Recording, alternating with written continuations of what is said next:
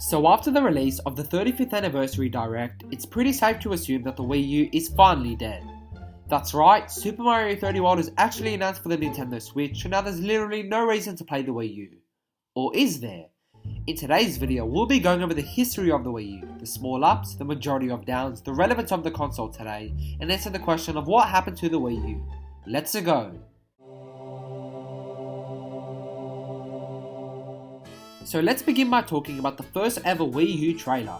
This trailer was heavily focused on what this new controller brings to the table. You could FaceTime, stay fit, get new views with the controller, and obviously go from TV to handheld. Now don't get us wrong, these are some fun little features, but the problem is, the trailer is so focused on being unique and different from past consoles that it takes away the focus from the games and the actual console itself. Not to mention that the game showcased in the trailer was actually from the Wii, not the Wii U. You sort of have to pause the trailer halfway through to think to yourself, is this even a Nintendo console, or am I just watching a video about a new controller on the Wii? And Nintendo acts like we haven't seen these new features when in reality we have. And this is just the beginning of horrible Wii U promotions. Now to the console. Oh wait, the trailer didn't show the console, pro controllers or new games because I was so heavily focused on the gamepad and the new features that comes with that. Now, we're not saying that the Wii U is a bad console, if anything it's a fine console, but the way it's promoted is what lets it down. Let's take a look at some of the other horrible Wii U ads and compare it to the Nintendo Switch ads. Let's take a look at this one for example. In the Wii U ad, family time is dropping fast, so the children think the Wii U is a solution to fix this. The children talk about Super Mario 31 and how it's only available on the Wii U, and the parents think this is a good idea. Now we can find a few things wrong with this ad.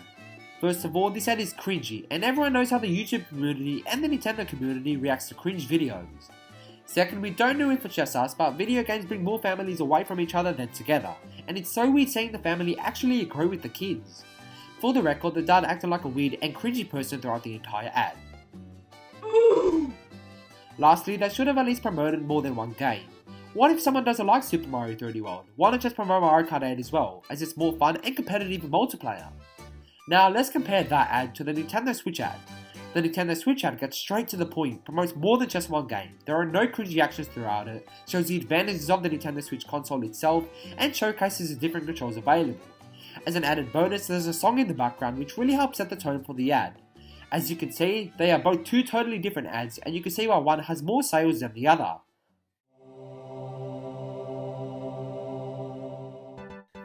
Now some of you might be thinking to yourselves, do you have any good feedback for the Wii U? And yes, we actually do.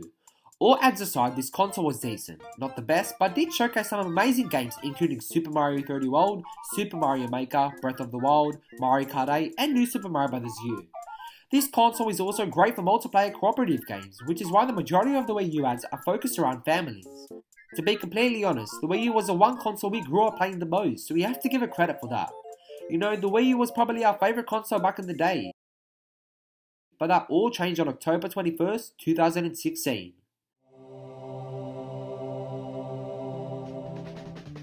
That's right, late 2016 the Nintendo Switch was announced, and then people came to the conclusion that the Wii U sucked.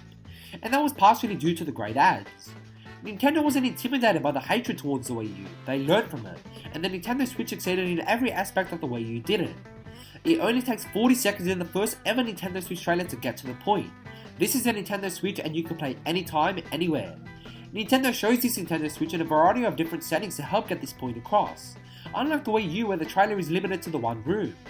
Also, we really like how in the beginning of every Nintendo Switch ad, there's a 1-second clip of the Switch click. This helps the viewers know what they're about to see, and they can pick up on it every time it comes up on the TV.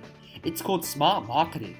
Now you might be thinking that things are pretty bad for the Wii U at the moment, but come on, we mean the Wii U still has Super Mario Maker, Super Mario 3D World, New Super Mario Bros. U and Mario Kart 8, and you can probably see where this is going.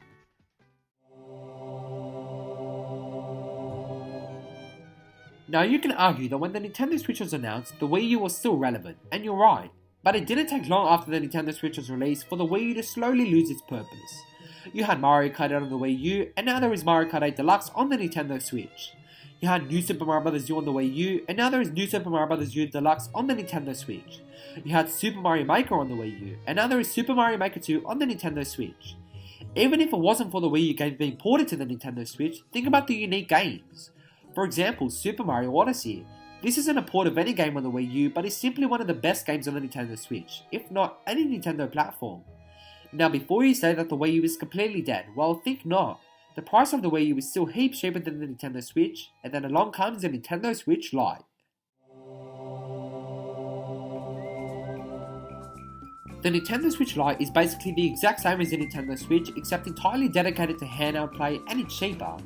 So now the Wii U is looking bad. The only thing saving the Wii U from being completely dead is nostalgia, and the only nostalgia game on the Wii U is Super Mario 3D World. But it's not like Nintendo's gotta do a sequel.